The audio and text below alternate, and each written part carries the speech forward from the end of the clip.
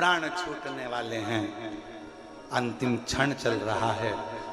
कोई नहीं देखेगा कि तुझे हॉस्पिटल में पड़े हुए कितने दिन हो गए, कितने दिन से तूने स्नान नहीं करा, कितने दिन से तू नहाया नहीं, कितने दिन से तूने ब्रश नहीं करा, कितने दिन से तू कभी स्नान नहीं कर पाया।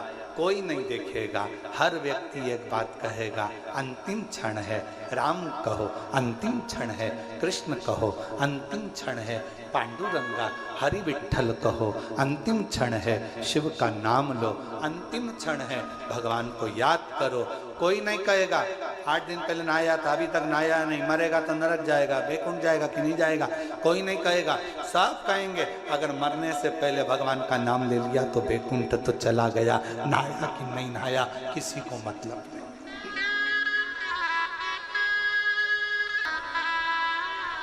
कोई नहीं जानेगा महाराज, कोई नहीं पूछेगा। यहां सब शिव के होकर शिव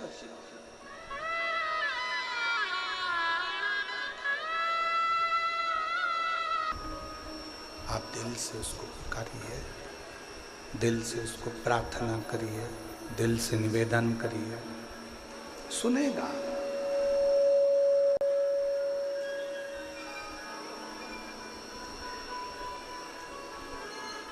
देवराज नाम के ब्राह्मण का तो विश्वास से ही शिव पर नहीं था।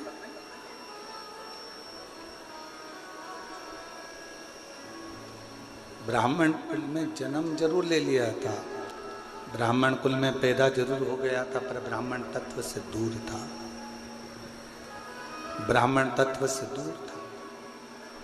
चोरी का धन लेकर जा रहा था, शरीर में ताप पड़ गया,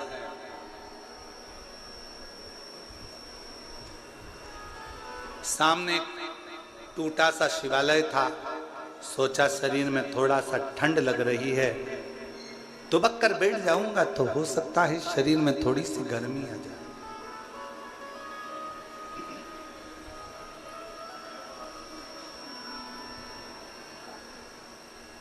एक दीवाल का सिराना लिया और दीवाल की आड़ कर एक दीवाल का लेकर दीवाल की आड़ छाती में एक गठान पहले हुई, जिसका ऑपरेशन करवाया, दूसरी गठान फिर हुई। शिव पर भरोसा कर बेलपत्र और शिव का चढ़ा हुआ जल पीना प्रारंभ करा। ऑपरेशन की जरूरत नहीं पड़ी, दूसरी गठान अपने आप गल गई। ये शिव की उदारता। एक बार जोरदार ताली बजाएं। साधु शिव तत्व, शिव कथा कर रही है, प्रेशर बढ़ाओ, प्रेशर नहीं आ रहा है, गला पकड़ रहा है। शिव तत्व कह रहा है, भगवान शंकर का चरित्र कह रहा है, शिव महापुराण की कथा कर रहा है। भगवान शंकर का पवित्र चरित्र वर्णन कर रहा है। देवराज शिव को नहीं जानता, भगवान शंकर के मंदिर कभी नहीं गया, ना शंकर को कभी प्रणाम करा, ना निवेदन करा, ना प्रार्थना करी। पहली बार शिव के मंदिर में दीवार के पास टिक कर, शिव जी के मंदिर में टिक कर दीवार के पास लगकर शरीर कांप रहा था, बैठ गया। उसको क्या मालूम था कि अंदर शिव महापुराण का कोई पाठ कर रहा था और वो आवाज उसके कानों में पहुंची, वो शब्द उसके कानों में पहुंचा, वो आवाज, वो शब्द उसके कानों में पहुंचा। थोड़ी थोड़ी देर में जो कथा कह रहे थे वो आवाज लगा रहे थे, हर हर महा। इसको थोड़ा क्रोध आया, गुस्सा आया। एक तो शरीर में कष्ट है, ऊपर से इतनी तेज तेज आवाज लगा रहे हो, इतना तेज तेज चिल्ला रहे हो। वहां से वो उठकर चल दिया।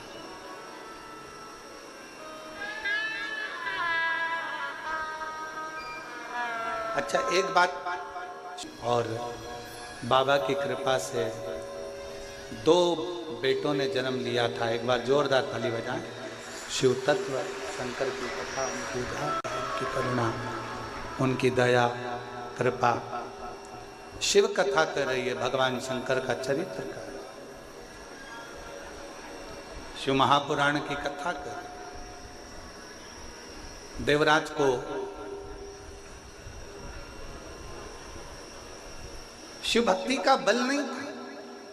शिव महापुराण एक बात बहुत अच्छी कहती है कि वृक्ष की पत्तियां भले सूख जाए, वृक्ष के पुष्प भले सूख जाएं, पर वृक्ष की जड़ हमेशा ताजी की ताजी, गीली की गीली बनी होना चाहिए। यदि वृक्ष की जड़ गीली रहती है, ताजी रहती है, और वृक्ष की जड़ अगर नहीं सूखती है तो पत्ती हो चाहे फूल हो, वृक्ष की जड़ के कारण वो पत्ती और फूल वापिस वैसे की वैसे ही हो जाते हैं। शिव भक्ति, भगवान शंकर की कथा भी कुछ ऐसा ही वर्णन करती है।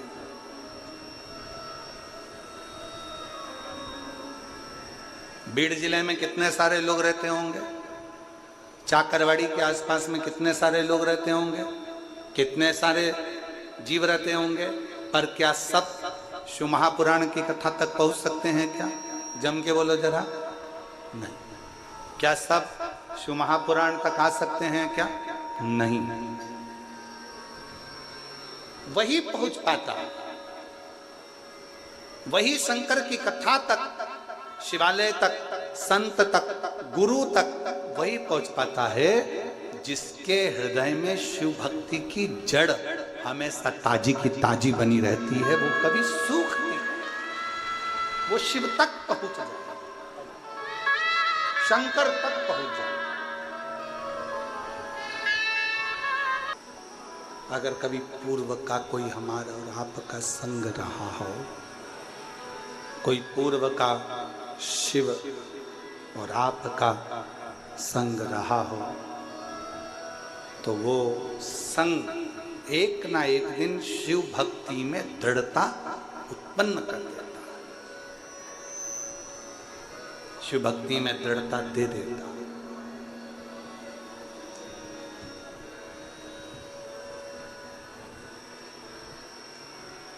शिव भक्ति में ना किसी भी चीज की जरूरत नहीं है। दुनिया के लोग अगर आपसे कह दें कि शंकर जी की भक्ति करने के लिए ये चीज चाहिए, तो नहीं चाहिए। शिव भक्ति में सबसे ज्यादा जरूरी है तुम्हारा मन, दिल, हृदय और आपके भीतर का विश्वास।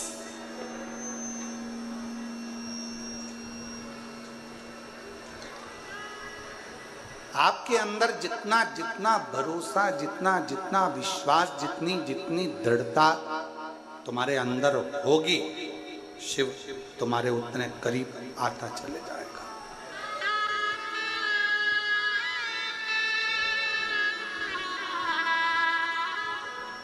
इंसान का जन्म हर घर में होता है।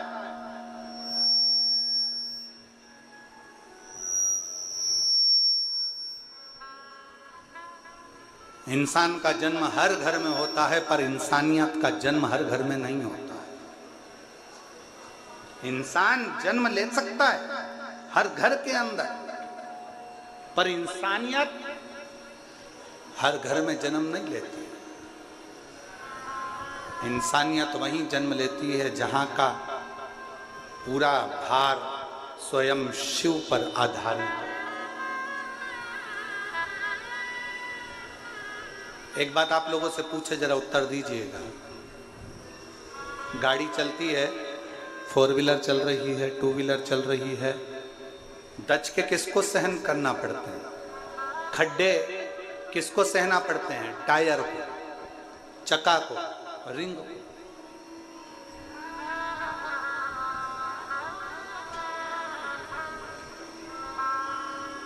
जितने दच के आएंगे, जितने खड्डे आएंगे, वो चक्के को सहना पड़ रहे हैं, टायर को सहना पड़ रहा है, क्योंकि उसको चलना है, मंजिल तक पहुंचना है। उसको मालूम है मेरे अंदर, इस गाड़ी के अंदर बहुत सारे बैठे हुए हैं, इन सबको मंजिल तक पहुंचाना है। ये भार उसके ऊपर बना हुआ है, उसको चले जाना है। डामर की रोड आएगी तो भी उसको चलना है, सीमेंट की रोड आएगी तो भी उसे चलना है, बड़े बड़े खड्डे आएंगे तो भी उसे चलना है। उसको केवल चलना ही चलना है, बढ़ते ही जाना है, उसको रुकना नहीं है, केवल चलना है। उसी तरह शंकर का जो भक्त होता है, शिव की उपासना करने वाला होता है, शंकर की आराधना करने वाला होता है, शिव की स्तुति करने वाला होता है, शिव का स्मरण करने वाला होता है, उसको मालूम है कि मंजिल तक मुझे लेकर पूरे परिवार को, कुटुंब को जाना है। बीच में मुसीबतों के खड्डे भी आएंगे, बीच में रोड आड़ी टेढ़ी भी आएगी, बीच में सीमेंट की भी आएगी तो डामर की भी आएगी, ना जाने कैसा कैसा क्रम आएगा।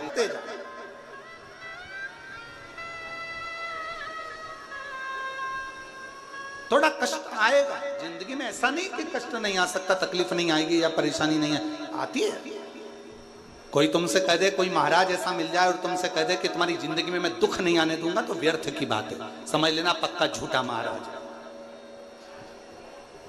कोई तुमसे कह दे कि तेरी जिंदगी में मैं तकलीफ नहीं आने दूंगा, दुख नहीं आने दूंगा, समझ लेना पक्का झूठा है महाराज। दुख आएगा, एक साधारण मनुष्य की जिंदगी में भी दुख आता है, तो एक महाराज की जिंदगी में भी दुख आता है। एक गरीब की जिंदगी में भी दुख आता है, तो एक करोड़पति की जिंदगी में भी दुख आता है।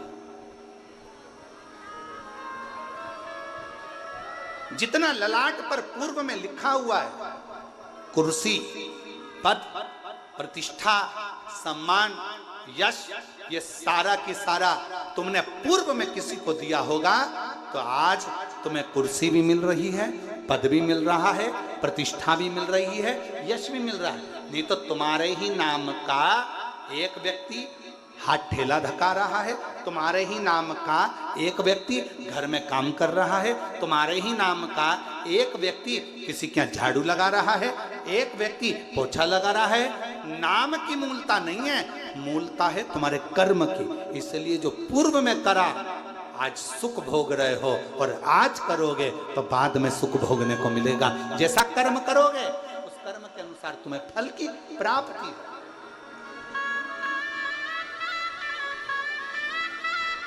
ये कर्म की प्राप्ति। और कोई अच्छे जन्म के, कोई पूर्व अच्छे कर्म मुझे बाबा, पिछले जन्म के मुझे बाबा। जहाँ सारी दुनिया झुकती है, जहाँ सारी दुनिया झुकती, मुझे वो आली दरबार मिला, दरबार। कोई पूर्व का सुख होगा जो आज मिल रहा है, कोई पूर्व का अच्छा कर्म होगा जो आज मिल रहा है।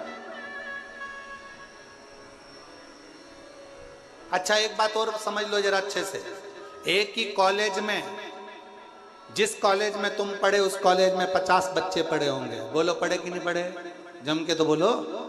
जिस स्कूल में तुम पढ़े उसमें 50 बच्चे पहले भी पढ़े होंगे। जब तुम जन्मे उसी तारीख को लाखों लोग जन्मे होंगे। बोलो जन्मे कि नहीं जन्मे।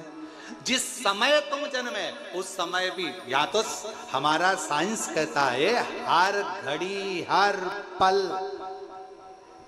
लाखों लोग एक साथ जन्म लेते हैं, तो क्या सारे की सारे करोड़पति बन जाते हैं? क्या सारे के सारे मिनिस्टर बन जाते हैं? क्या सारे के सारे मंत्री बन जाते हैं? क्या सारे के सारे अच्छे औहदे पर पहुंच जाते हैं? नहीं। एक तो पूर्व जन्म का कोई अच्छा कर्म, दूसरी आपकी जिंदगी की मेहनत, आपका परिश्रम, आपका लगन और आपकी मेहनत आपको एक ना एक दिन मंजिल तक ले जाकर छोड़ देती है। यह आपका कर्म मूल है।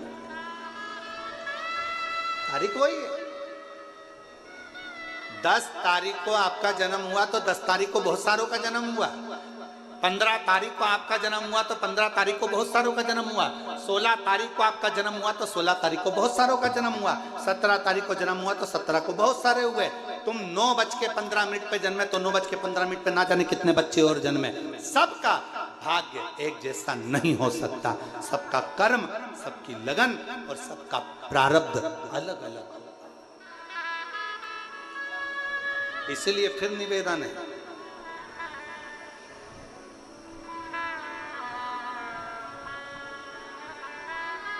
जो दिया मेरे परमात्मा ने, जो दिया मेरे शंकर ने, जो दिया मेरे ओघड़दानी ने, वो कम नहीं दिया। खुश हुआ करो, भगवान को हर पल धन्यवाद दिया करो कि तूने मुझे जो दिया वो कम नहीं दिया, कम नहीं दिया। एक पत्र अच्छा है,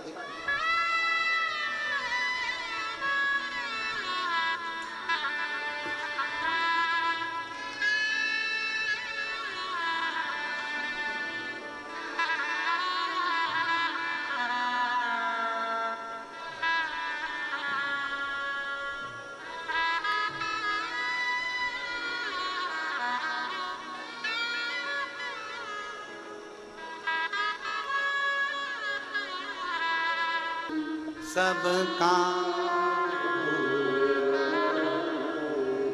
करते हो भोले बाबा, मेरा नाम हो